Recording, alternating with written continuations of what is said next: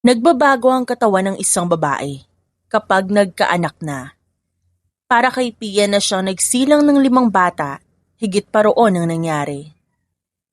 Isang bata lang ang inasahan nila ng asawa niyang si Leon. Kaya laking gulat nila nung malaman na quintuplets ang kanyang pinagbubuntis.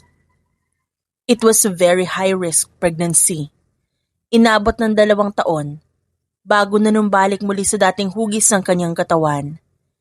Ginawa niya ang lahat para maging fit dahil gusto niya maging swak sa imahe ng kanyang asawang si Leon na isang Special Force Captain ng hukbong sandatahan. Arranged marriage ang nagtulak sa kanilang magsama kaya gano'n na lang siya kung mag-ingat sa pangangatawan. Hindi man siya mahal ni Leon noong una, sapat na kay Pia na may respeto ito sa kanya at kahit papaano'y na-attract pa rin sa kanyang katawan. Anong tingin mo dito sa blouse na to, Iha? Untag ni Mama Lacey habang naghahanap ng damit na maisusuot sa darating na linggo. Birthday ni Leon at lahat ng kamag-anak nito'y dadalo sa event. Isang beach party yon. I like it, Ma. Bagay po yan sa inyo. Talaga? Pakiramdam ko pangit ang polka dots. Hindi naman New Year ang okasyon kaya wag na lang. But how about this one? Makulay, mabulaklak, fresh sa mga mata. I like this one better. Ito na po ang bilhin nyo. Suhestyon ni Pia. Sabay hawak sa bago nitong pinulot na damit. Ang bilis mo talagang utuin, Pia, ano? Bakit di mo kayang tumanggi at maging honest, ha? Is this your way in the house?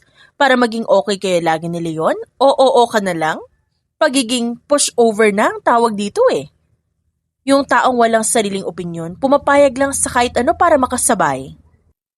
Manaman. Nagangat ng kilay ang ginang. Mali ba ako? Careful, Pia.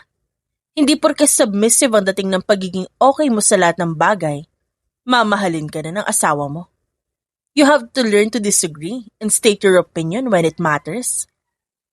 Inilihis ni Pia ang tingin at napayakap sa sarili. Lagi na lang siyang pinagsasabihan ng nanay ni Leon.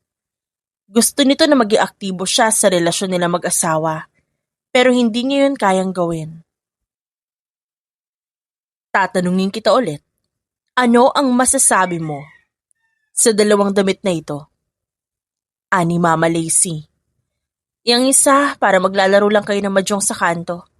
Yung bulaklaki naman cheap ang dating. Parang hindi birthday ang pupuntahan. Inabot niya ang isang dress.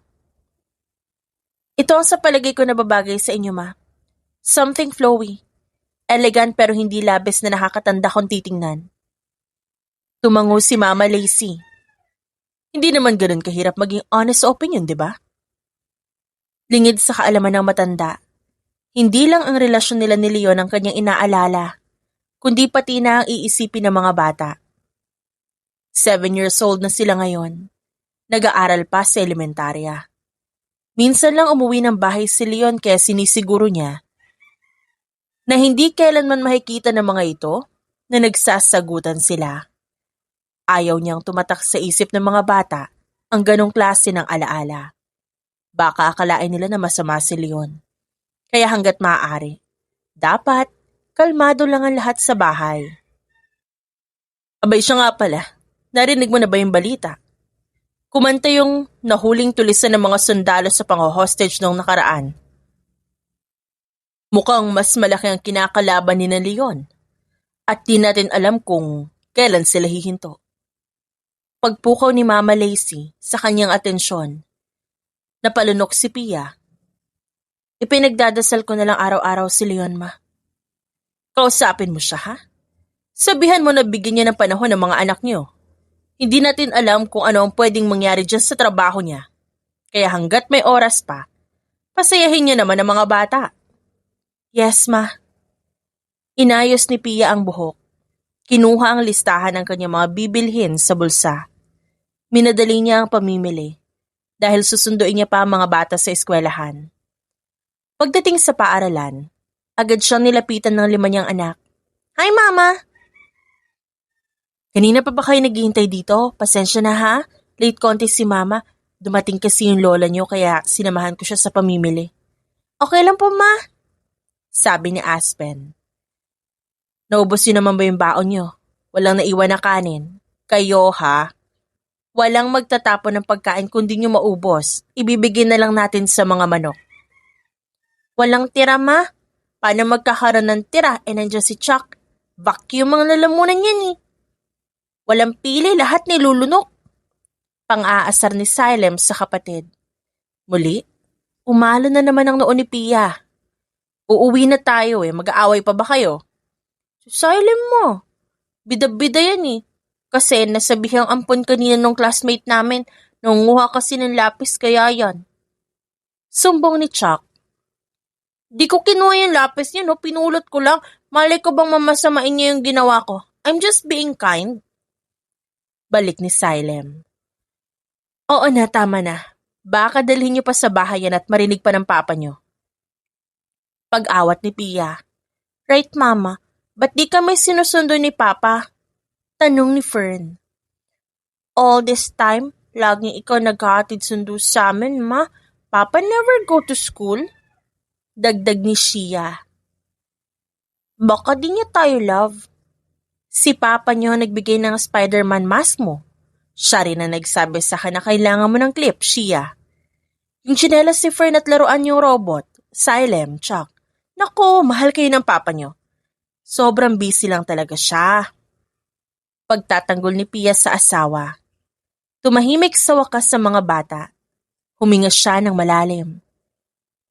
Huwag niyo ipapaabot sa papa niyo to ha. Baka dumagdag lang tayo sa pinoproblema niya sa trabaho. Naintindihan niyo? Okay po, mama. Okay, good. Uuwi na tayo. Pagdating sa bahay, unang bumungad sa kanilang mag-iina ang seryoso mukha ni Leon. Sinundo ko ang mga bata galing school. Gusto mo ba silang kausapin? Tanong niya sa lalaki. Saka na, magpapaalam lang ako. May meeting ngayon at kailangan kong pumunta. Siguro gagabahin ako ng uwi. Hindi maitago ni Pia ang pagkadismaya. Pero tumango siya sa lalaki. Mag-ingat ka. Papakainin ko na ang mga bata. Alright, thank you. Nagpaalam nga. Hindi man lang makuhang humalik sa kanyang pisngi bago umalis. Minsan pakiramdam ni Pia para siyang server ni Leon sa bahay. Papansin lang kapag may iuutos. At narito lang kasi may mga batang kailangang alagaan. Kinagabihan, nag-scroll si Pia sa social media. Malamig ang kanang bahagi ng kama dahil wala si Leon. Napakalaki ng espasyo. Nasanay na siya na walang kasama sa napakahabang panahon. Pinindot niya ang mensahe ng kaibigang si Sandra. Umaalingaw-ngaw ang boses nito sa buong silid. Pia! Alam mo ba ang tungkol dito? Nagpa-party si na Leon kasama ang boyfriend ko. Nakakagulat. Ngayon lang ako napaligiran ng lalaking galing sa army, nakaka-pressure. Si Leon? Akala ko ba meeting, panong party? Tanong ni Pia sa sarili. Umasim tuloy ang kanyang ilong dala ng pagtatampo. Pwede naman siyang sumama roon. Bakit nagsinungaling si Leon sa kanya? Enjoy, Sandra. Tanging sagot niya sa kaibigan. Wala na siyang ibang nagawa kundi panoorin ang may day nito tungkol sa naturang kasiyahan. Mukhang pribado ang event dahil kita ang paligid maliban sa interior ng kainan. Private party pero si Sandra nakasama kahit di pa sila kasal ng boyfriend niya. Samantalang ako di man lang sinabihan ni Leon. Pagdaramdam niya, tinabi ni Pia ang cellphone at asar na tumingala sa kisame. Gusto niyang tulugan si Leon pero sa huli, hinintay pa rin niya ang pag-uwi nito. Dumating ang 10:00 at tumunog ang gate. Agad siyang bumaba. Pia! Bulalas ng lalaki. Ba't lumabas ka pa? Di ka malang nagsuot ng tsinelas. Di ako makatulog Inabot ni Leon ang strap ng kanyang damit at dahan-dahan yung inangat. Papasok din naman ako. Itatabi ko lang itong mga nagkalat at tsinelas sa mga bata. Bukas yan pag kailangan na nila na maisusuot. Saka sila magsisigawan sa paghahanap ko nasa ng kapares. Nakagat ni Pia ang pang-ibabang labi. Iniwas niya ang tingin para paalalahanan ng sarili na may konting tampo pa rin siya sa asawa. Party naman pala yung pinuntahan mo, sabi mo meeting. Ang saya mo naman, no? Sana all. Sorry. Ang alam ko din kasi, may pag-uusapan kami importante. Surprise party yun.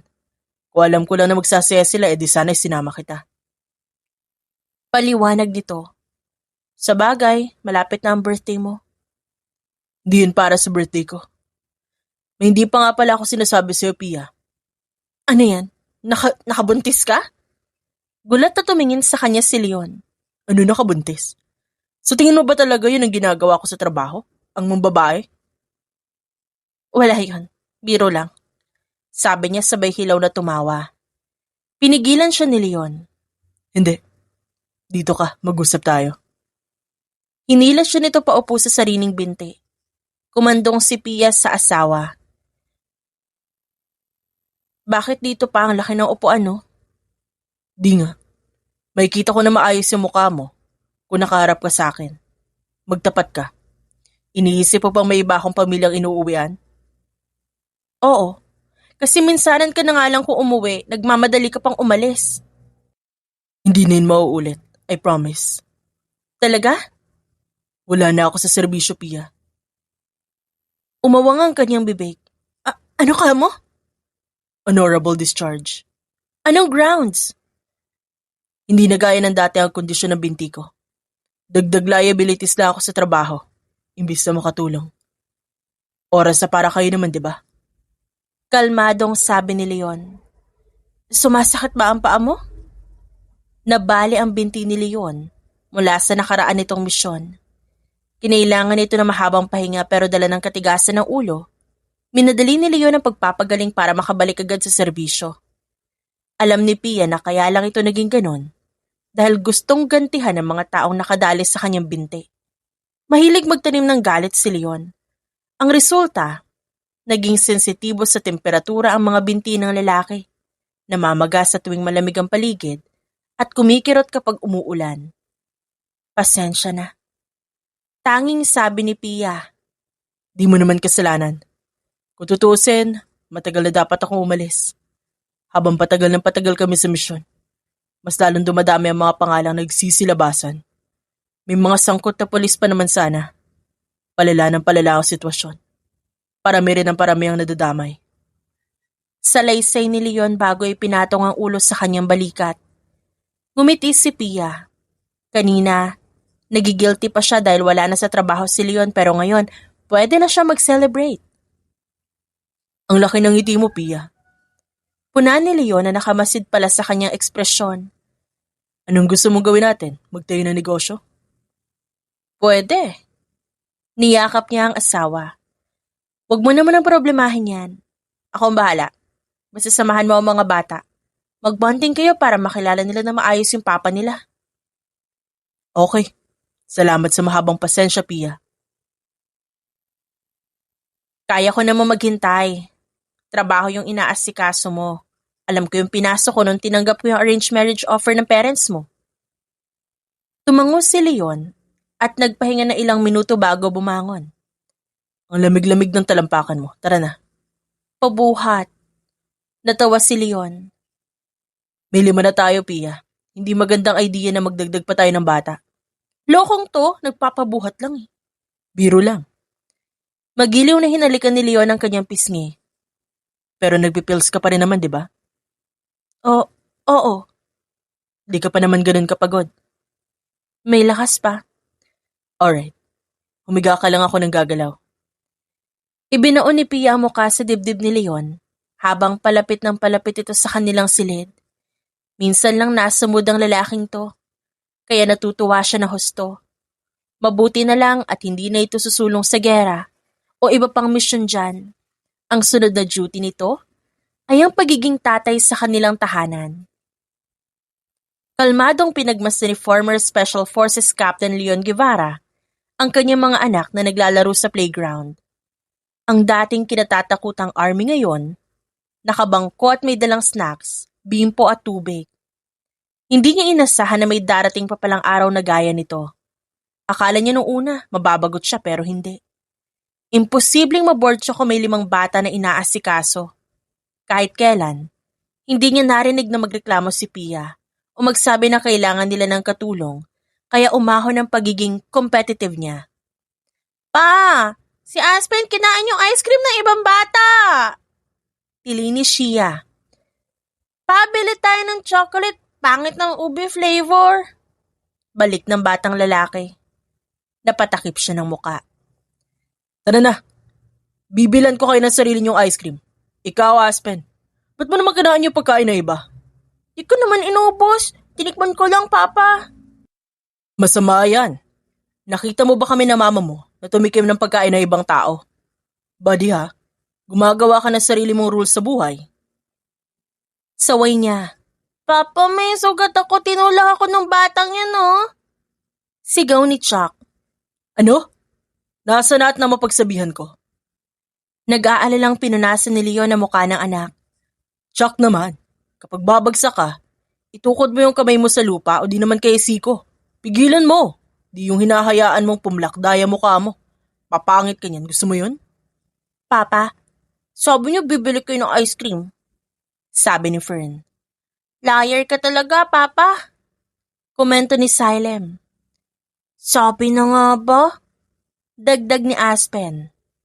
Binitawan ni Leon si Chuck. Lumayo siya sa mga bata at namewang sa isang tabi para pakalmahin ang sarili. Nag-uumapaw ang inis sa dibdib niya at wala nang mapaglagyan. Gusto niyang sigawan ng mga bata pero alam niyang magagalit si Pia oras na malaman yon. Natural lang sa mga bata ang pagiging makulit. Parte yon ng kanilang paglaki. Dumaan din siya sa ganito nung bata siya. Unfair kung pipigilan niya ang mga bata, kahit siya nga dati, higit pa ang kapilyuhan niya sa mga ito. Leon, ba't ka nandito? Untag ni Pia. Umuwi na tayo, madilim na. Bukas naman. Sagot ni Leon sabay talikod upang ihanda ang van. Umalis siya agad para hindi makita ang dismayadong ekspresyon ni Pia. Nakakaya nitong ihandle ang mga bata samantalang siya. Hindi niya mapasunod ang mga anak kahit ilang oras lang. Mas mabilis pang kausap ang mga kasamahan niya sa trabaho kaysa sa kanila. Ayan ka na naman, Leon. Alam mo kung ba't kailangan mo umalis. Kapag may nangyari sa mag-iina mo, di ka patutulugin ang konsensya mo. Sabi ng kanyang isipan. Hinanda niya ang sasakyan at sumandal sa driver's seat. Kinatok siya ni Pia mula sa bintana. Pinagbuksan niya ito. Oh, ice cream. Alok ng babae sabay halik sa labi niya. Magpalamig ka muna, saka na kami papasok kapag tapos na sila maglaro. Sorry, Pia. Ayos lang. First time, ha? Sa susunod din na mauulit. Excited din sila sa'yo, kaya dumoble yung kakulitan, kinausap ko na. Thank you, ah. Sumilay sa wakas ang isang ngiti sa kanyang labi. Tumango si Pia bago bumalik sa mga bata. Pinagmasdan ni Leon ang likod ng asawa at nagkibit balikat. Siguro, iniisip pa rin ni Pia na nagpakasal sila ayon sa request ng kanyang mga magulang. Ang hindi nito alam, siya mismo ang nagpumilit sa nanay niya na kausapin ang mga magulang ng babae. Mabuti na lang at pumayag ito. Pag-iigihan niya ang pagiging attentive sa mga anak. Ayaw niyang pagsisihan ni Pia ang pagtanggap sa kanya noon. Habang nasa biyahe pa uwi, hindi nag-iingay ang mga bata.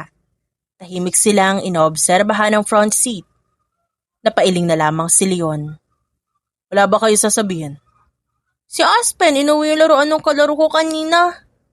Sumbong ni Silem. Nag-promise kung di mo sasabihin kina mama at papa eh. But you're stealing, magnanakaw ka na ngayon, Aspen. Tumirik ang mga mata ni Leon. Inasahan pa naman niyang magsusorry sila sa kanya. Yun pala, may dinala pang problema sa bahay. Aspen, kotang-kota ka na ngayon ah. Di ba ang sabi ko iwasan mong makasama ng kapwa? Kanina kinain mo yung ice cream na ibang bata. Buti na lang di ka sinumbong nun sa parents niya. Nagpaalam naman kasi ako. Kayo lang hindi naniniwala sa akin. Ah, talaga? Kung ibabalik ko tong van sa playground, At kakausapin ko yung bata kanina. Sigurado kang yan pa rin nasasabihin mo? Leon, tignan mo yung kotse sa likod. Hindi, Pia. Alam ko naghahanap ka na ng paraan para makalusot si Aspen. Sinasabi ko sa inyo huwag kayong nagtatago sa mama nyo kapag pinapagalitan ko kayo. Papa! Tili ng 5 bata. Nawala ng kulay ang mukha ni Leon nung makita ang isang kotseng nakaharang sa kanilang daan pa uwi. Bumabaraon ng 3 armadong kalalakihan. Binunot ni Leon ang baril mula sa compartment at inutusan ng kanyang mag-iina. Dapa! Bilis! Dapa! Binilisan niya ang pagpapatakbo ng sasakyan. Kumapit kayo na maigi! Inasinta niya ang hood ng kotse at buong lakas yung binangga. Saglit na nawalan ng ulirat si Leon sa lakas na impact. Humampas ang mukha niya sa steering wheel kaya hirap siyang lumingon. Napasigaw si Pia. Bitiwan niyo ako! Lumamig ang dugo ni Leon. Kinuha niya ang maliit na kutsilyo sa kanyang bulsa at tinangkang abutin ang kalaban. Nakita niya kung paano kaladkarin ng 2 lalaki si Pia. Pia! Sigaw niya. Leon, ang mga bata! Ilayo mo ang mga bata dito! Buong lakas na balik nito. Nahigit ni Leon ang kanyang paghinga. Mabilis nang pinaandar ang van at umalis sa pwesto. Dahil napaatras ang kotse ng kalaban, mabilis siyang tumalilis palayo. Papa, si Mama! Oh my God! Umiiyak na tili ni Shia. Pa, kailangan natin siya balikan. Let's go! Utos sa kanya ni Chuck. Di niyo ba narinig ang sinabi ng mama niyo? Wala tayong idea kung ilang kalaban ang naroon. Oras na makita nila kayo 5. Di na natin alam kung anong mangyayari. Naintindihan niyo? Paliwanag niya kahit nanginginig ang kalamnan. Papa, si Aspen nagdudugo ang balikat niya. Saad ni Silem. Lumingon siya sa likod at nakita ang malaking parte ng basag na salamin na nakabaon sa balikat ng kanyang anak. Parang sasabog ang ulo ni Leon sa patong-patong na problema. Pinakalma niya ang sarili. Bantayan niyo si Aspen. Siguraduhin niyo nagising siya. Huwag niyong bubunutin ang salamin, naintindihan? Opo, Papa. Umiiyak na sagot ng 4. Pinabilis pa ni Leon ang takbo ng van. Dumiretso siya sa ospital habang lumilingon sa likod. Alam niya na hindi na hinahabol ng mga kalaban ang sasakyan dahil nasa kamay na nila si Pia. Gayunpaman, hindi niya maiwasang mapraning dala ng takot para sa mga bata. Binuhat niya si Aspen tungo sa emergency room. Sumunod sa kanya ang 4 at lahat sila'y duguan. Pagkatapos isalang si Aspen sa stretcher, isa-isa niyang sinuri ang sitwasyon ng iba pa. May masakit ba sa'yo? Hingang malalim. Baka di niyo alam may sugat na pala kayo. Masakit dito, Papa. Tinuro ni Shia ang dibdib. Si Mama at si Aspen, Papa, hindi po ako makahinga. Huminga siya ng malalim at kumuha ng paper bag para pakalmahin ang bata. Nakita ni Leon ang sariling refleksyon sa salamin. Dilat na dilat ang kanyang mga mata at namumula ito, dala ng pinaghalong galit at pag-aalala. May idea siya kung sino nagpadala ng mga tao para tudasin siya. Yun ay walang iba kundi ang mastermind ng pinaghahanap nilang organized drug crime group na nagpapalaganap ng mga illegal na armas at droga sa bansa. Umalis siya sa serbisyo para protektahan ang pamilya pero sa huli, natuntun pa rin sila ng mga kalaban.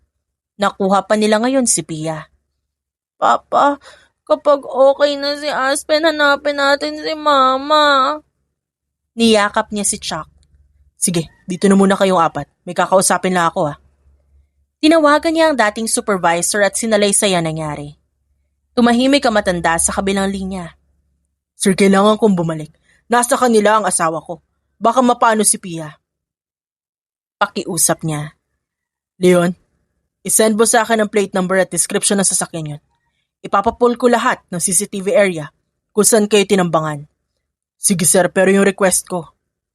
Leon, ngayon si Pia ang kinuha. Kung babalik ka, baka wala nang matira sa'yo. Gusto mo ba yun? Sibilyan ka na ngayon. Protektahan mo yung mga batang natira sa'yo. Kami nang bahala maghanap kay Pia. Napasabunot si Leon sa ulo. Hinampas niya ang cellphone sa semento at agad ding nagsisi. Kinalkal niya ang SIM card sa loob at nilagay sa bulsa. May iba pa siyang makukontak para hinga ng tulong. Hindi na siya aasa sa major niya noon. Alam niya kung gaano kabagal ang bureaucratic system ng hukbong sandatahan. Napakadaming papeles pa ang kailangang ipasa bago makarating sa kanila ang formal na utos. Baka tinutorture na nila si Pia ngayon. Dumaan ang ilang oras bago siya pinayagan na iuwi si Aspen. Okay ka lang? Nagugutom ka ba? Tanong ni Fern sa kapatid. Gusto ko makita si Mama. Sagot ng sugat ang bata. Huminga ng malalim si Leon. Hinigpitan niya ang kapit sa manibela at tumango. Uuwi si Mama niyo, pangako yan. Kung di tayo umalis, baka nailigtas natin si Mama. Kaya ko naman silang kagatin eh. Umiiyak na sabi ni Chuck. Kahit ako na lang kunin nila, wag na si Mama. Nadurog ang puso ni Leon. Kinagat niya ang pang-ibabang labi hanggang sa halos magdugo na ito. Ako, kaya ko sumipa. Malakas ako. Dagdag ni Salem. Magagalit si Mama niyo sa akin oras na masaktan kayo, okay? Nakita niyo ang nangyari kay Aspen. Di na masakit. Agad na sabi ng bata sa likod. Saka mo na sabihin yan kapag wala ng anesthesia. Hinatid niya ang lima sa bahay ng kanyang ina, kumatok siya sa gate, habang pinupunasan ng tuyong dugo sa pisngi ni Chuck. Leon! Oh, Diyos ko! Ano nangyari sa mga bata? Ba't naman kayo nagkaganito? Tinambangan kami sa daan. Dinukot nila si Pia. Kailangan ko siyang hanapin kaya iwan ko muna ang mga bata sa inyo, Ma. Papa, ayoko! Sasama ako! Hanapin ko rin si Mama! Pamimilit ni Salem. Hindi nga sabi pwede. Pumasok kayo sa loob. Ngayon din. Imbis na makatulong, dumadagdag lang kayo sa problema. Bulyaw niya. Agad na nagsiiyakan ng mga bata. Wala siyang paki sa nararamdaman ng mga ito. Sa pilitan niyang pinapasok sa gate ang lima, saka ito sinara. Ma, kayo na bahala sa kanila. Leon naman, ngayon pa nangyari ito kung kailan magbo-birthday ka. Ang lupit naman ng tadhana. Ma, kapag may nangyari masama kay Pia, may pera kami sa bangko. Yun ang gamitin niyo para sa mga anak namin. Kumunot ang noon ng kanyang ina. Hoy, bata ka. Ano ibig mo sabihin? Leon, umayos ka. Sige na ho, salamat. Leon, bumalik ka rito. Mag-usap tayo na maayos, ano ba? Hindi niya pinansin ang ina at mas piniling dalhin ang sirang van sa isang tagong junk shop. Bumiyahe siya ng 1 oras para marating ang kakilala. Dustin. Oh, sino hanapin? Diretsong tanong ng lalaki habang pinupunasan ng nadumihang salamin sa mata. Si Pia. Asawa ko. Nabanggit niya sa akin ni Major. Duda niya pupunta ka dito kaya pinahanap niya sa akin ng surveillance camera. Itim na kotse, di ba? Oo. Ito yung code ng plaka. Nag-text sa akin si Major. Wala ka sa tamang wisyo eh. Nagpahinga ka ba kahit saglit lang? Malalim na ang gabi. Paano ako makakapagpahinga kung alam ko nagdudusa ang asawa ko ngayon? Umirap siya sa kawalan. Nagkibit balikat si Dustin. Eto ang footage. Na-analyze ko na yan. Nakatakas ang asawa mo. Nabuhayan ng loob si Leon. Ano ka mo? Saan? Dito sa intersection. Na-stuck sa traffic ang coaching to. Nung papaliko na lumabas ng babae. Di ba si Pia yan? Ginugol ko ang 2 oras na tulala sa screen para mahanap yan. Pinalitan nila yung itim na kotse dahil sira. Kaya yan, puti naman ang ginamit. Seryosong pinanood ni Leon ang footage. Isang puting kotse ang dapat ay papaliko na sa kanang kalsada nung biglang lumabas mula sa side door ang isang babae. Pamilyar ang suot itong damit at mismong buhok. Kahit pa blurred ang video, makikilanan ni Leon ang asawa kahit pa maging abo na ito. Tuluyang tumulo ang masaganang luha mula sa kanyang mga mata. Saan siya nagpunta? Hinabol siya ng 3 lalaki. Walang bangkay na natagpuan. Wala rin sa record na may dinala silang babae papasok ng kotse. Mukhang nakatakas ang asawa mo, Leon. She's a fighter, ha? Nakangiting ani Dustin. Umiling siya. Pero bakit di pa siya umuwi ng bahay? Hindi rin niya ako tinawagan. Baka na paano na siya, wala siyang dalang wallet. Saan ang location nito? Hahanapin ko si Pia dyan. O sige, bibigay ko sa iyo ang address. Salamat. Napapikit si Leon. Sana pala hindi niya tinapon ang cellphone kanina. Naganap siya ng burner phone mula sa koleksyon ni Dustin. Oy, ba't mo naman tinanggal ang SIM card ko? Sira na yung akin. Baka tawagan ako ni Pia, babayaran na lang kita. Huwag na, bigay ko na lang yan sa'yo. Sana mahanap mo agad misis mo, ha? Tumango si Leon at agad na umalis. Napapalatak siya. Dustin, pera mo ako ng kotse mo. Hala, sige Leon, iyon na pati bahay ko. Lahat na lang. Sige, kunin mo. Bilis na. Kapag yan nagkaroon ng sira, palitan mo ng bago. Oo na. Umalis siya sa shop nito at nagmaneho papunta sa huling lokasyon bago nawala si Pia sa CCTV. Sa kabilang banda, nababaliw na si Pia. Hindi niya malaman kung saan siya pupunta. Nagpalaboy-laboy siya sa kalsada dahil sigurado siya na may nagmamasid sa kanya pag-uwi. Oras na mapalapit siya kay Leon at sa mga bata, may lalabas na mga armadong kalalakihan para patayin ang kanyang mag-aama. Nasa katawan niya pa ang bakas ng bugbog na natamo niya sa kamay ng mga ito. Hindi siya uuwi. Di niya hahayaan na magwagi ang mga kalaban ni Leon. Napabulong siya sa kawalan habang nakahiga sa ilalim ng tulay. Binabanggit ang mga pangalan ng mga anak. Nung pinagbubuntis niya ang 5 yon, matagal niyang pinag-isipan kung ano ipapangalan sa kanila. Pinili niya yung may kinalaman sa mga halamang makikita sa gubat. Hiling niya na gaya ng mga halaman. Makakaya nilang mag-survive nang sila lang. Mukhang sinumpa siya ng choice niyang yon dahil maaga siyang mahihiwalay sa kanyang mag-aama. Hoy miss! May ng teritoryong to Anong ginagawa mo dito? Tanong ng isang siga sa kanya. Naamoy niya ang alak na umaalingasaw sa katawan ng lalaki. Agad na bumangon si Pia para tumakbo. Sumagi sa isip niya na magsumbong sa pulis kanina, pero wala siyang tiwala sa mga yon. Napraning siya sa dami ng ideyang pumapasok sa isipan niya. Wala siyang pinagkakatiwalaan ngayon kundi ang kanyang sarili. Hoy, tumigil ka! Hinabol siya ng mga lasing na lalaki. Hinapit ni Pia ang suot na jacket at buong lakas na tumakbo. Namimiss niya na ang mga anak at ang asawa. Gustong-gusto niya nang umuwi. Inabot na madaling araw ang paghahanap ni Leon, pero walang bakas na iniwan si Pia. Napilitan na siya lumapit sa mga pulis para mag-report, kahit pa wala siyang tiwala sa mga ito. Posible kasing may espiya sa istasyon, pero kailangan na may record sila ng pangyayari. Kinabukasan, pinuntahan niya ang ina para ibahagi ang balita. Nakatakas si Mama? Masayang sabi ni Chuck. Makikita na natin siya, guys! Hindi pa. Wala pang update ang mga pulis. Di ko na lang sana sinabi kasi hindi pa siya nahahanap. Ayokong isipin niyo na pinababayaan ko ang mama niyo. Sana mahanap natin siya. Bago mauna ang masasamang loob na dumukot sa mama niyo noong una. Paliwanag niya sabay higop na isang tasa ng kape. Leon, kumain ka na rin kaya ng kanin, anak? Isang gabi pa lang ang lumipas pero ang putla-putla mo na. Manipis na yung pisngi mo. Malulungkot si Pia niyan kapag nakita ka. Abiso ng kanyang ina. Sinubukan kong kumain kanina, ma. Bumabalik ang kahit anong nilulunok ko. Saka na siguro kapag nakauwi na si Pia.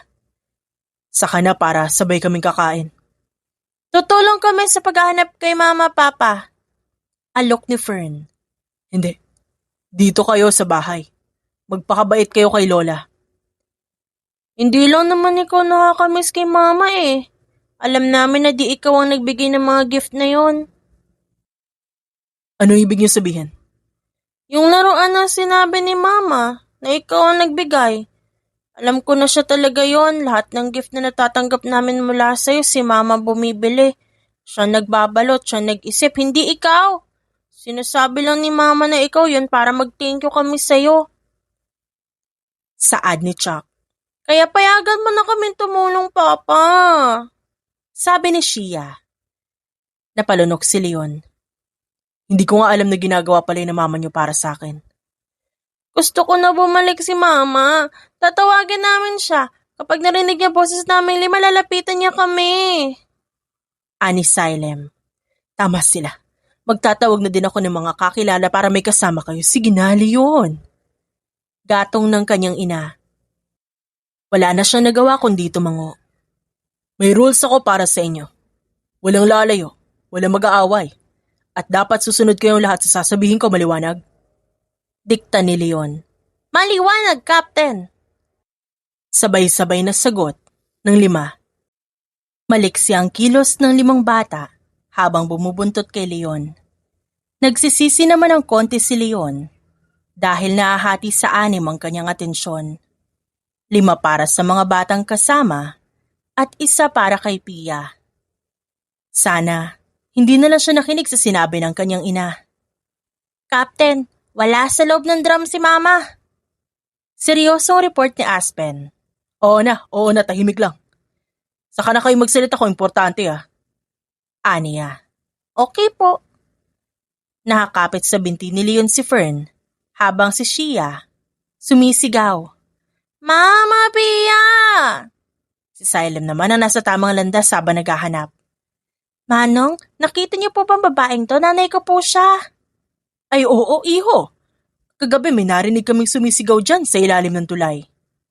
Pinuntahan nila ang lugar na sinabi nito. Natagpuan nila ang isang pamilyar na kwintas sa kamay ng isang lalaki. Agad na pasugod si Leon. Nasaan na may-ari ng kwintas na yan? Anong ginawa mo sa kanya? Nasaan siya?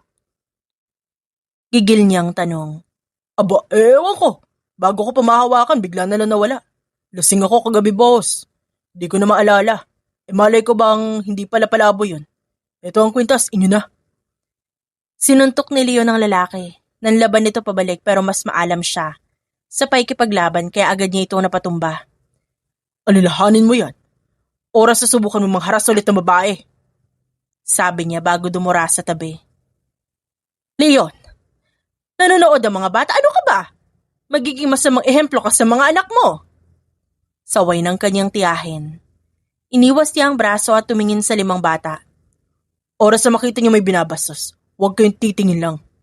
Namimihasa ang mga manyakis na gaya nila kasi masyadong takot ang karamihan na magsalita. Opo, Papa. Excited na sagot ni Xylem. Tumango si Leon at muli ibinalik ang atensyon sa paghahanap kay Pia. Captain, chinelas ba ni Mama? Untag ni Fern. Tinawid nila ang distansya ng ilog at agad nakita ang napansin na tsinelas ni Fern. Bakit nasa batuhan ng mga ito? Mukhang lumundag sa ilog si Pia para takasan ng lasing na lalaki kagabi. Pumikit si Leon at nilagay ang sarili sa sitwasyon ng asawa. Kung siya si Pia, ang una niyang aalalahanin, silang mag-aama. Hindi ito agad uuwi sa takot na masundan ng mga kalaban. Alam ni Leon na hindi ito agad nagtitiwala sa kahit sino, kaya malaki ang tsansang hindi ito magsusumbong agad sa mga pulis. Saka ito magre-report kapag humupa na ang lahat, oras na hindi na ito takot. Mukhang oras na para manawagan sa radyo at TV. Tita, tawagin niyo po si Mama. Magpapakala tayo ng flyers para mahanap agad si Pia. Oras na mapadpad sa kamay ni Pia ang flyer, malalaman nito na ligtas siyang makakalapit sa mga pulis. May picture ka ba ni Pia, Leon? Meron po si Mama. Guys, balik muna tayo sa bahay.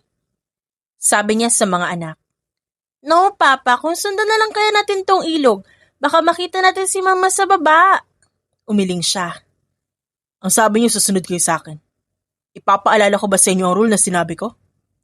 Understood, Captain, wag na lang.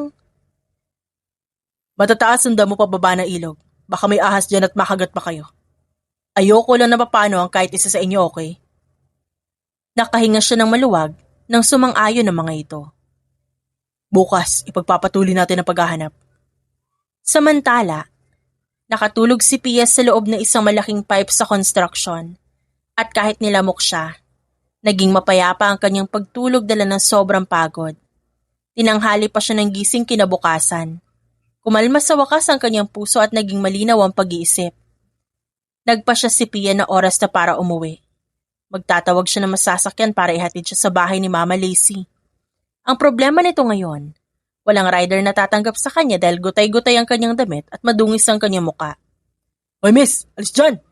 Sir, may cellphone ba kayo? Tatawagan ko po ang asawa ko. Tumakas ka ba sa inyo? Kung ganun, huwag ka nang bumalik. Ginusto mo yan eh. Hindi po. Dinukot ako mula sa amin. Baka hinahanap na ako ng mga anak ko. Nag-aalala na rin siguro ang mister ko. Sige na ho. Ba't di ka magsumbong sa pulis? Nakwento ng mister ko dati na kasama sa iniimbestigahan nila mga tao ay kabilang sa kapulisan.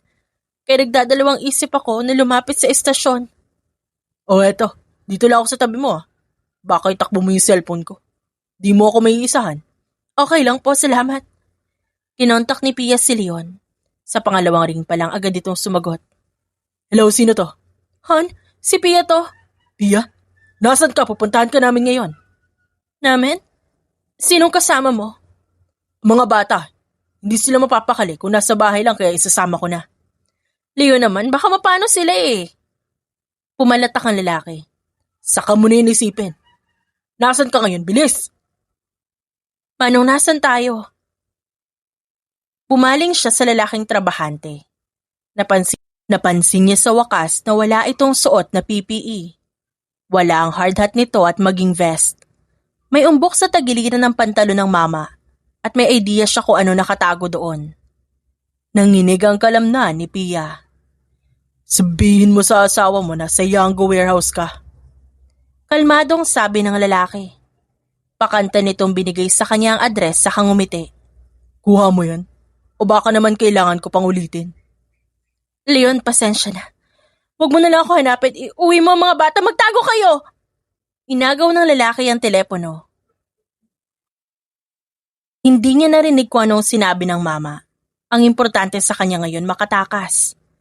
Umalingaw-ngaw ang 2 putok ng baril sa paligid. Kung gusto mo pa makita ang asawa mo, pumunta ka na mag-isa sa address na sinabi ko. Leon, naging tinig ka sa organisasyon namin. Dahil sa'yo bilyones ang nawala kay boss. Mata sa mata, Leon. Ngipin sa ngipin. Banta ng pamilyar na boses bago ito nagpaputok ng baril. Narinig pa ni Leon ang malakas na sigaw ni Pia bago naputol ang linya. Kulang na lang, pumutok ang namimilipit niyang ugat sa leeg at noo. Hawak nila si Pia. Kailangan natin magbadali. Dustin, nakuha mo ba kung saan nanggaling yung tawag? Kuha ko, Leon. Ipapadala ko sa iyong address. Bilisan mo habang di pa sila nakakalayo. Pinaharurot ni Leon ang sasakyan. Inabisuhan niya ang dating supervisor sa naturang balita. Major, ano yung gagawin ko? Gawin mo kung ano sa palagay mo ang dapat. Kami nang bahala sa cleanup. Pinatay niya ang tawag at pinihit ng sasakyan, papasok sa isang shortcut. Kinuha ng mga bata ang kanyang cellphone. Hinayaan niya ang mga ito. Captain, hindi na makontak ang number. Report ni Silem sa kanya. May first aid na kami ni friend dito. Ani siya, habang yakap-yakap ang isang box.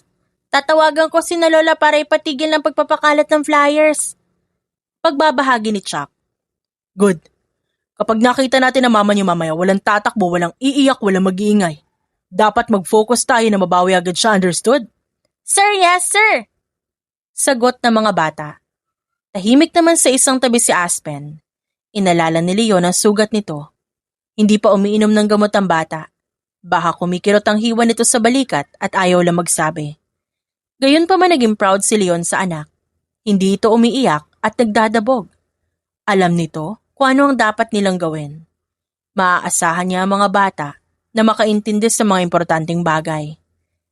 Dahil ito sa maayos na pagpapalaki ni Pia sa mga anak nila. Lahat sila malalakas ng loob, walang takot na sumuong sa panganib sa ngalan ng taong minamahal. Dumating sila sa isang construction site. Nagpark si Leon malayo sa itim na kotseng nakahinto sa isang tabi. Wala ang driver sa loob, kaya inobserbahan nila ang paligid. Captain, nandito ang jacket ni Mama! Sigaw ni Chuck. Pinuntahan niya ito. Mukhang ginawang sa pinipiya ang naturang jacket sa malamig na semento. Nasa paligid lang ang mama niyo. Hindi pa nakakaalis yung kotse. Ibig sabihin hinahabol pa ng kalaban si Pia. Sai, tawagan mo si Tito Dustin. Sabihin mo sa kanya kailangan natin ng backup. Opo, Captain! Binunot ni Leon ang baril mula sa tagiliran. Agad na pumailalim sa ginagawang ospital. Sumunod sa kanya ang mga bata. May dala silang kanya-kanyang armas, gaya ng kahoy at tubo. Walang maingay. Kahit anong marinig nyo, huwag kayong sisigaw. Bulong niya. Agad na nagsitanguan ang 5. Pinangunahan niya ang pagpasok habang pinakikinggan ang paligid. Nakakarinig siya ng kaluskos mula sa loob ng isang silid. Binilisan niya ang hakbang. Paisa! Sige na! Sige na! Singhal ng isang pamilyar na boses. Huwag! May asawat anak ako, pakiusap! Impit na sigaw ni Pia. Naningkit ang mga mata ni Leon. Buong lakas niya sinipa ang pinto at agad lumundag sa direksyon ng kalaban. Inundayan niya ng suntok ang lalaking pumaibabaw kay Pia. Ang isa pang kasamahan nito, dumukot ng baril at inasinta si Leon. Sumaklolo ang 5 bata para pagtulungan ng isang lalaki. Nanlaban nito at pinilipit ang leeg ni Fern. Tigilan niyo! Kung ayaw niyong balian ko ay isang to. Fern! Sigaw ni Leon. Haya! Huwag mo saktan ng kapatid ko! Buong lakas na tinapon ni Aspen ang malaking bato, pinatamaan ng lalaki sa ulo. Mabilis itong nawalan ng ulirat. Hindi pa tapos si Aspen. Pinagtatadyakan nito ang mukha ng kalaban. Sina Chuck naman ay pinuntirya ang pagitan ng hita ng lalaki. Subukan niya pamanyakin ng mama namin, bad guy! Bad guy kayo! Napamura ang lalaking kaharap ni Leon. Agad niya itong pinatikim ng uppercut. Nandiyan ang mga anak ko. Huwag kang magmumura. Seryosong sabi niya bago ito binaril sa hita. Pumalahaw ang lalaki. Nagulat ang mga bata sa tunog. Maging si Pia yumakap kay Leon. Tama na. Saka na yan, Leon. Sabi nito sa namamaos na boses. Niyakap niya ang asawa at nakahinga ng maluwag. Bumalik sa wakas ang init sa kanyang dibdib. Nagkaroon ng kulay ang namumutla niya mga kamay at pansamantalang nawala ang galit sa kanyang mga mata. Pia, mahal kita. Mahal na mahal kita. Pagod itong umiti. Alam ko, uuwi na tayo. Magiging ligtas din tayong lahat. Ginapos ng mga bata ang kalaban. Namamanghang tiningnan ni Leon ang mga anak na seryoso sa ginagawa. Hindi niya na kailangan mag-utos dahil nagawa na nila ang dapat. Tinuruan mo ba sila niyan? Tanong ni Pia. Hindi. Nagkibit balikat siya. Malala ang resulta ng galit sa katawan ng tao, Pia. Kahit mga bata pa sila, nakakaramdam ng puot ang mga anak natin. Hayaan mo sila na makabawi. Tinulungan niya pa ang 5 na baluti ng 2 lalaki. Sa tuwing naaalala niya na gustong pagsamantalahan ng mga ito ang kanyang asawa, hindi niya mapigilan na sumuntok na makailang beses sa magkabila nilang pisngi. Pagdating ng mga otoridad, lahat sila'y nagulat. Ikaw ba may gawa nito, sir? Umiling siya. Ito 5 bata. Mga anak niyo? Yes, sir. Magaling. Kulang na lang ikabit natin sa puno. Takpan ang muka. Hintayin na lang sila maging paro-paro. Seryosong umiling si Salem. Hindi sila caterpillar na magiging butterfly sa huli. Ang totoo niyan, balak namin silang gawing mommy. Napakura pa mga pulis. Proud na tumango si Leon. Kung na-late kayo ng dating, baka nga inasinan na namin ang mga yan. Saka binilad sa araw bago binalot ng tela. Ganun ang paggawa ng mommy sa Egypt, di ba, guys? Kulang yan, Captain. Saad ni Chuck. Dapat kunan muna ng laman ng loob ang mga taong yan bago ibilad. Tama na. Kayo talaga? Saway naman ni Pia. Naramdaman ni Leon ang pagkurot nito sa kanyang bewang. Napapikit siya. Wala kang lakas, pero gumugusto ka pa rin mangurot dyan. Saka mo na ako pigain. Nang husto kapag nakakain ka na't nakapagpahinga ka na. Ha? Kahit madungis, para sa kanya, napakaganda pa rin ni Pia. Payak itong umiti. Niyakap ni Leon ang asawa. Hinawakan niya ang leeg nito para umamba ng halik sa labi. Kaso pinigilan siya ng babae. Madumi ako, Leon, saka na. Di nga. Isa lang. Sa bahay na, di ako komportable. Pakiramdam ko ang dumi-dumi ko. Naalala ni Leon ang pinagdaanan nito kanina. Halos sampalin niya ang sarili. Hinaras ng ibang lalaki si Pia. Natural lang na maiilang ito sa kanyang haplos ngayon. Okay, saka na. Pumunta muna tayo ng istasyon. Nandun na si Major. Hinihintay tayo. Pagkatapos mag-file ng report, pwede na tayo umuwi. Pahayag niya bago inalalayan si Pia sa paglalakad. Sumunod ang kanyang munting hukbo sa likod. Taas noong naglalakad sina Shia, Fern, Chuck, Salem at Aspen. Masaya dahil lahat sila may nagawa upang makabalik ang kanilang ina. Pagdating sa istasyon, agad na isinalaysay ni Leon na nangyari. Maging ang usapang magkikita sila ng kalaban sa Yango Warehouse, ibinahagi niya rin. Posibleng may nag-aabang na ron. Kaya walang mawawala kung susubukan ng mga otoridad na i-scout ang lugar. You did well, soldier. Sana huli na to. Sana nga, sir. Kaya ako umalis sa serbisyo para magiligtas sa mag-iina ko. Pero sinusundan pa rin ako ng mga demonyo. Mapait na sabi niya. Alam ko na di ko pwedeng sabihin to sa'yo. Pero alang-alang sa ikapapanatag mo. Naaprobahan na ang gagawing paglusob sa pier. Malaki ang tsansa na mahuhuli natin sa wakas si Zamora. Pag-imporma sa kanya ng Major, napangiti si Leon. Magandang balita nga yan, sir. Mag-ingat kayo. Kayo din. Sige na. I-escort namin kayo pa uwi. Dumiretso sila sa bahay ng kanyang ina. Naghihintay na ito sa gate kasama ang iba pa nilang kamag-anak. Pagbaba ng mga bata, agad niyang inalalayan si Pia. Hinarangan niya ang mga kapamilya. Magpapahinga muna si Pia, saka na yan. Ang mga bata na lang ang tanungin niyo. Maging ang kanyang ina hindi na muna pinalapit kay Pia. Pagkarating sa kwarto, agad siyang pinagsabihan ng babae. Baka magtampo ang mama mo. Papasukin mo siya. Mababastusan sila sa ginawa mo, Leon. Ako dapat na nagagalit sa kanila. Sinabi ko na sa text na huwag ka munang guguluhin. Nito mga nagdaang araw, nakapagpahinga ka ba? Wala! Sila dapat ang higit na nakakaintindi pero napakatigas ng ulo. Talak niya habang nakapamewang. Pagod nang umiti si Pia. Kumuha ng damit si Leon. Ipag-aanda kita na may susuot. Maligo ka na ron. Sige na.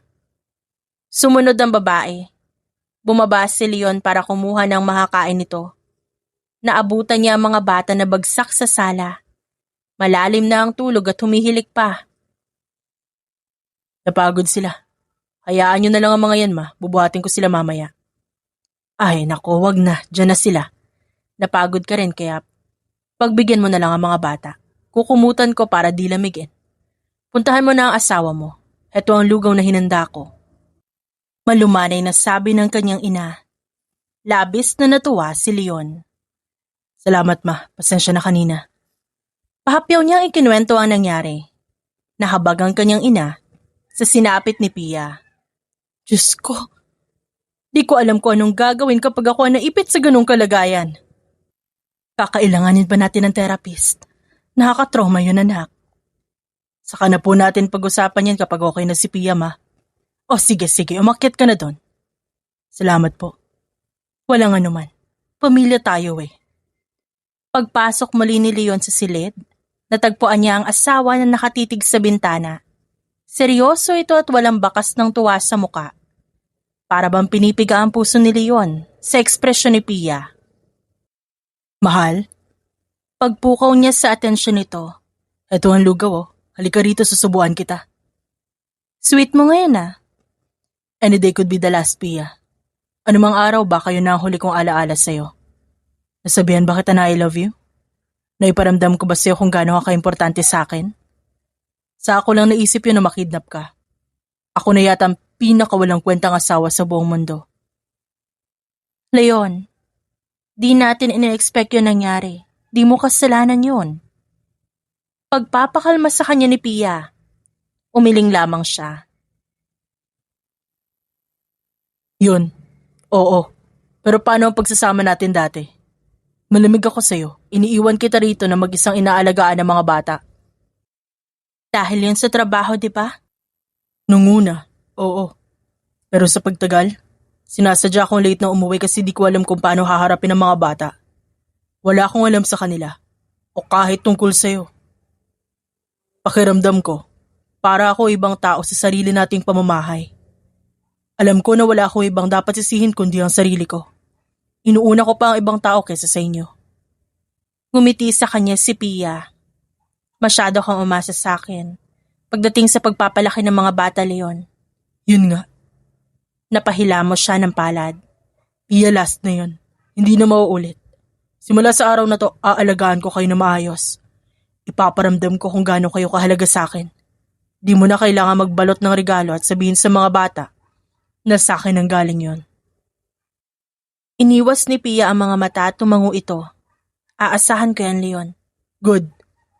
Lumapit siya para yakapin ang asawa. Humilig si Pia sa kanyang dibdib. Masaya si Leon dahil kahit palpak siya bilang tatay nung una, Binigyan siya nito ng pagkakataon na bumawi. Muntik nang mawala si Pia sa kanya. Ito na ang matibay na sign mula sa may kapal na ayusin niya ang relasyon nilang mag-asawa at maging malapit siya sa mga anak. Hindi niya sasayangin ang chance na ito. Dumaan ang ilang linggo pagkatapos ng pagkakadakip kay Pia. Nagawa niya sa wakas na lumabas ng bahay mag-isa. Kinailangan niyang kumausap ng therapist para kahit papaano mabawasan ang takot sa kanyang puso. Ilang gabing praning ko mag-isip si Pia. Mabuti na lang dahil sa lahat ng ito kahit kailan hindi nainis sa kanya si Leon. Inintindi siya ng lalaki. Hindi siya hinusgahan kahit paalam niya sa sarili na may mali sa kanyang kinikilos. Kaya kahit may natitira pang kaba sa dibdib niya, pinilit niyang gumawa ng hakbang. Umalis siya sa bahay.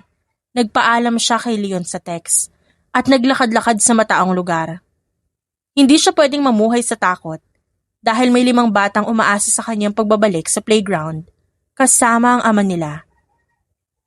Iha, ikaw yung babae sa flyer, di ba? Kamusta ka naman? Tanong sa kanya ng isang ginang. Ayos na po. Mabuti at nakauwi na kayo ng pamilya mo. Kung alam mo lang nako, halos mabaliw si Leon kakahanap sa'yo. Komento ng matanda. Napangiti si Pia. Hindi na po mauulit yon. Wala kayong dapat ipag-alala. Ligtas itong barangay natin. Sana nga. Lumingon si Pia nung maramdaman ng presensya mula sa likod. Natagpuan niya si Leon na dahan-dahang sinusunod ang kanyang mga hakbang. May dala itong bulaklak at nakangiti. Leon, nakauwi ka na pala. Tinawid niya ang distansya at lumundag papasok sa bisig ng asawa. Agad siya nitong binuhat. Nasa bahay ang mga bata. Nabasa ko yung text mo, kaya nagpa siya akong sumunod. May nadaanan akong flower shop. Heto. Tinanggap ni Pia ang bulaklak at hinalikan ng pisngi ni Leon. Thank you. Hindi naman ba nagpasaway sa iyo ang 5? Wala, mababait na sila. Yun nga lang, di ko alam kung paano sila patitigilin kasi tinatawag pa rin nila akong captain imbis na papa. Napatawa siya sa sinabi nito. Nung una nawirduhan siya sa pagtawag ng mga bata kay Leon. Pero nung malaman niya ang kwento sa likod nito, hinayaan niya na lamang ang mga anak. Totoo namang nagsilbing maliit na batalyon ni Leon ng mga bata. Hindi niya na pinagalitan si Aspen sa pagsama sa naturang kaguluhan. Kahit pa may saksak ito ng basag na salamin sa balikat. Naintindihan niya ang nararamdaman ng mga bata. Kung sila ang nalagay sa panganib at kinailangang pagapang siyang susunod ay gagawin niya. Nga pala, nakita ko sa kalendaryo kanina malapit na anniversary natin. Anong gusto mong gawin sa araw na yon? Magkahawa kamay silang naglalakad sa kalsada. Napaisip naman si Pia. Yung birthday celebration mo hindi na natuloy. Yung nakauwi ka na ligtas, Pia. Sapat na sa akin yun bilang regalo. Hinawi niya ang buhok at seryosong napaisip. Sa ngayon wala ako ibang gusto kundi magpamasahe. Kontento na ako sa lahat ngayon. Alright, magpapaschedule ako ng masahe para sa ating dalawa. Ihahatid natin kina mama mga bata bago tayo pumunta ng appointment. Tumango siya bago tumikhim. Leon, ano na nga palang balita kay Major? Hindi mo pa sinasabi sa akin. Gusto mo malaman? Kala ko kasi ayaw mo nang mapaalalahanan sa nangyari. Wala na si Zamora, Pia. Tumakbo siya para makatakas sa mga otoridad. Di niyo napansin ang tren. Ayun, naging giniling. Kaya huwag kang mag-alala, wala naman nanakit sa atin. Mabuti naman. Nakahinga siya ng maluwag. Mas tumingkad pa ang kulay ng papalubog na araw sa kalangitan. Wala nang nakakasulasok na pressure sa paligid. Kailangan niya na lang ng assurance mula kay Leon na hindi na sila malalagay ulit sa peligro para tuluyan na siyang maging okay. Naluluha siyang humalik sa pisngi ng asawa. Maraming salamat ha. Nitong mga nagdaang araw ikaw lagi ang nag-aasikaso sa mga bata. Babawi ako. Tandaan mo magkatuwang tayo sa pamilyang ito. Kapag hirap ka ako ang sasalba. Mula sa pagsilang sa 5 yun hanggang sa paglaki nila. Hindi ba't laging ikaw nandyan? Ako naman ngayon, Pia. Tugon ni Leon at inulanan siya ng halik sa muka. Napabungis-ngis si Pia. Noon naiilang pa siya sa tuwing nagiging ganito sila ka-sweet ni Leon. Sumasagi kasi sa kanyang isipan kung paano siya hinipuan ng mabahong lalaki na yun noon. Dahil dito, napapakislot si Pia sa tuwing hinahawakan siya ni Leon. Ngayon sa wakas malaya na siyang nakakatawa. Okay ka lang ba? Oo, okay na ako. Bubuhatin kita paakyat tapos papasok tayo ng kwarto, ayos lang? Natawa siya ng malakas at bumulong sa tenga nito. Basta ikaw, oo naman. Nakakabulag ang ngiting ibinalik ni Leon sa kanya. Dumaan ang ilang buwan, tinanghali ng gising si Pia. Halos pagapang siyang lumabas ng kama dahil sa pagod. Hindi niya alam kung ano nakain ni Leon kagabi. Masyado itong naging excited sa kanya. Nung maalala niya ang mga anak, binilisan niya ang pagkilos. Hinilot niya ang balakang habang naglalakad papuntang kusina. Wala siyang nakasalubong na bata. Maging si Leon wala sa sala. Nakarinig siya ng pagpukpok mula sa bakuran ng bahay. Pa, heto ang pako. Sabi ng boses ni Shia. Kakainin natin yan kapag namunga, Papa? Oo, lulutuan natin si mama mo ng sabaw. Sinundan ni Pia ang pinanggalingan ng boses. Natagpuan niya si Leon at ang mga bata na ginagawa ng harang ang mga tanim na halaman sa likod. Ako na magpupukpok, Papa! Alok ni Chuck. Madudumihan niya ang kamay niyo. Tapos, ipapahid sa damit. Mahihirapan niya si mama sa paglalaba.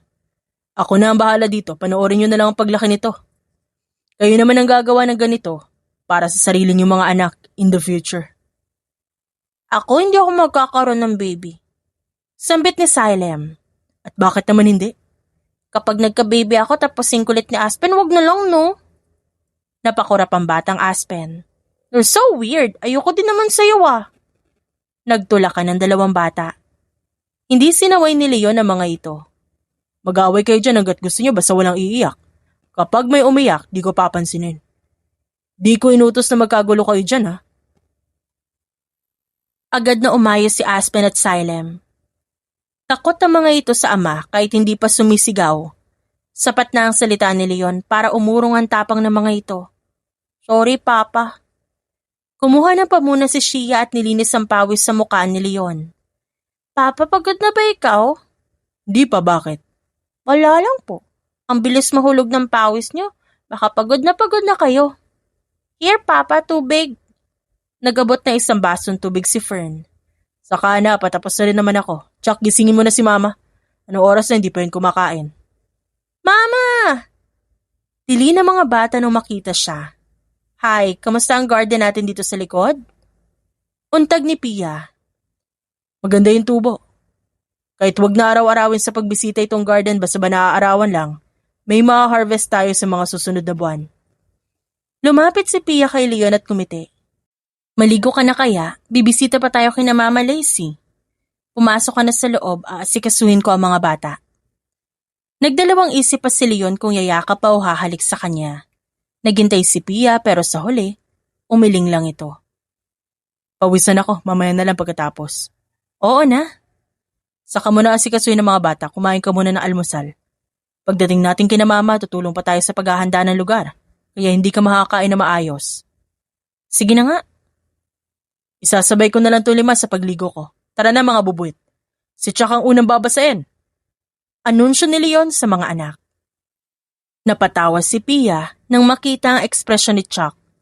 Para ito nakalunok ng hilaw na ampalaya. Mamayang gabi idadaos ang 60th birthday celebration ng mga magulang ni Leon. Marami ang dadalo kaya tulong-tulong sila mag-anak sa paghahanda ng naturang party. Pumasok muli ng kusina si Pia at binuksan ng mga tinakpang plato roon. Naganda na pala ng pancake si Leon bilang almusal niya. Inubos ni Pia habang pinakikinggan ng hiyawan sa taas. Chuck, ang sabi ni Papa kamay lang ipataw mo sa balikat niya, wag mo isama yung paa mo. Tili ni Fern. Madulas na sahig. Ano gusto mong gawin ko? E di kumapit ka sa pinto. Napailing si Pia. Ilang saglit pa bumaba si Leon habang tangan-tangan ng bote ng shampoo. Paano gamitin to? Kahit anong bukas ko, wala nahuhulog. Giniginaw ng mga bata sa taas. Inabot niya ang kamay ni Leon at pinatong ito sa takip ng shampoo. Pinindot niya na malakas ang takip. Saka lang lumabas ang flower pattern na nilikha ng shampoo sa kamay ni Leon. Binili ko yan kasi mahirap na i-squeeze ang bote. Kapag madulas ng dalawa kong kamay, nahihirapan ako. Yang ganyan, mas maganda kasi kahit mabuhos, hindi natatapon. Kailangan na malakas na pagtulak saka lumalabas yung shampoo. Namilog ang mga mata ni Leon. That's pretty convenient. Akala ko kung ano-ano lang yung pinamimili mo online. Hindi no, basta magandang produkto tapos mapapadali ang trabaho rito sa bahay, binibili ko.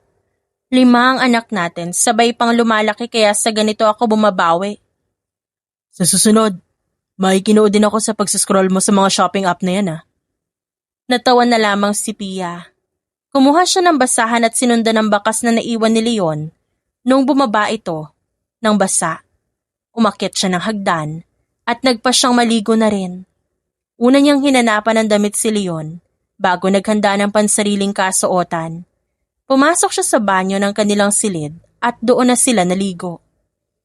Leon, tapos na ba sila? Untag niya sa asawa. Oo, si Shia na lang ang binabalawan ko. Ayan, tapos na. Halika na kayo dito mga anak, maghahanap na tayo ng damit. Dapat yung maganda ha. Binalot niya ng tuwalya ang buhok. Sa kaunang inasikaso ang pagbibihis sa mga bata. Gusto ko yung pink dress, mama. Request ni Fern. Hindi ikaw ang birthday baby ha? May print na happy birthday to me yung dress mo na yon. Isa pa napakabigat nun, gusto mong suotin yon? Hindi ka makakapaglaro ng maayos, sure kang gusto mo? Di na pala mama. Ako mama gusto ko Spider-Man na mask. Sinimangutan niya ito. Kailangan ko pa ba ipaalala kung paano mo ginupitan yon? Naiipiteng ako dun eh. Okay naman na binatasan ko sa magkabilang gilid para di naiipiteng ako. No? It looks weird. Pagtatawanan ka ng mga pinsan mo at baka pagsimulan pa ng away doon. True. Alam ko talaga si Xavi ang unang tatawa. Ano ngayon kung tatawa siya at least ako hindi adopted? Tinakpan ni Pia ang bibig nito. Tama na, ikaw wag mong sasabihin ng ganyan si Xavi. What's wrong about being adopted? Di ko alam, pero yun ang sinasabi ng mga classmate ko tungkol sa kanya. Huwag kang gumayas sa mga yun. Masama yung magsalita ng ganyan. Kapag narinig ko talaga na inaway mo si Xavi at yan ang sinabi mo, ako mismo papalo sa'yo. Okay mama, hindi na. Ito na lang susuotin ko. Good. Shia, halika na. Susuklayan ko yung buhok mo. I want this hairband, mama. Gift sa akin to ni Lola ng birthday ko. Baka maalala niya tas matuwa siya kasi ginamit ko. Hindi nakakalimot yung lola mo. Nakapagtabi na ba kayo na regalo? Handa na po ang akin. Ang gift ko kay Lola is suklay na kulay pink, tas kay Lola pamaypay na brown. Ani Fern. Ako ibibigay ko slippers. Slippers na magkapareho ng design na ibibigay ko kay Lolo at Lola. Me? I will give them a box na lagyan ng salamin sa mata. Wika ni Aspen. Huling pumasok si Chuck na balot ng tuwalya. Hila-hila nito ang sapatos na gustong isuot. I give Lola my board game tapos si Lola bibigyan ko sa kanya yung diary ko. Diary? Ililista lang ni Lola lahat ng kasalanan mo eh. Pang-aasar ni Shia. Pangit ng gift mo kay Lola? Puna ni Silem. Yeah, whatever. Yung diary ko na may picture natin lahat so Lola will be able to see us all the time. Napangiti si Pia sa sinabi ng mga bata. Naging isa ang gift-giving para maging daan sa pagtuturo niya tungkol sa compassion at pagiging thoughtful. Mabilis naman silang natututo. Dahil sa tuwing may birthday, nagiging common sense na nila ang magpaabot ng munting regalo para sa celebrant. Pia, ano sa tingin mo? Okay na ba itong suot ko? Napatitig si Pia sa simpleng t-shirt at jeans ni Leon. Hindi formal o sobrang kaswal ang damit ng kanyang asawa, pero nag-uumapaw lagi ang appeal nito. Yan ang isuot mo. Maganda yan dress. Ikaw bumili eh. Nakangiting balik niya. Lumapit si Leon para halikan siya sa labi. Good afternoon. Kala ko nakalimutan mo na akong batiin. Di pa ako ulyanin. Lumapit sa mga bata ang lalaki. Tara na, magsuot na kayo ng sapatos habang nagbe-makeup si mama. Bilis, aalalayan ko kayo. Okay, Papa. Agad na tumalima ang mga bata. Hinarap ni Pia ang sarili sa salamin. Sinuklay niya ang buhok at naglagay ng manipis na koloretes sa muka. Pagbaba niya ng hagdan, nakahanay na ang 5 at pinangungunahan ni Leon ang paglabas sa pinto. Let's go! Huling lumabas si Pia at nilak ang pinto. Hinapit ni Leon ang kanyang bewang at saglit siyang hinalikan sa labi. Mas gumanda ka, Pia. Thank you. Pumasok sila sa van. Hinintay ni Pia na maging ready si Leon saka inilahad ang camera ng cellphone. Guys, family picture. Say cheese! Pinagmasdan ni Pia ang larawan bago kontentong ngumiti. Nagpatugtog si Leon ng radyo. Pamilyar sa mga bata ang kanta, kaya sinabayan nila ang singer. Nakamasid lang si Pia sa kanila, habang si Leon panay ang kindat sa kanyang direksyon. Kinurot niya ito sa tagiliran. Aray, oo na, hindi na. Huwag ka magpapagod mamaya, hayaan mo sila doon. Lumapit ka lang kapag kailangan. Okay, tatandaan ko. Ayoko na alalahanin mo pa ang paghahandaan ng party. Kahit may mga bata tayong kasama. Di mo obligasyong kumilos doon ha. Kilala pa naman kita, gustong-gusto mo makatulong. Hindi na nga, huwag ka mag-alala. I love you, sweetheart. Good, mahal din kita. Kayo na mga bata. Nakangiting tumingin si Pia sa labas ng bintana. May iba't ibang bersyon ng happy ending ang bawat tao. Para sa mga gaya ni Leon na dumanas ng karahasan, ang simple at mapayapang araw-araw ay biyaya na ng tadhana. Para naman kay Pia na sensitibo at mapagmahal, masaya siya sa tuwing nakikita nagkakasundo silang mag-anak at inaalagaan ng isa't isa. Magkaibang tao na halos magkasalungat din ng prinsipyo sa buhay, pero na kayang magsama at mag-adjust ayon sa gusto ng isa't isa. Nagpapatunay na posible ang pagkakaroon ng patas na pagsasama, basta ba't desidido ang magkabilang panig na magbigay ng pabor sa bawat isa. The End.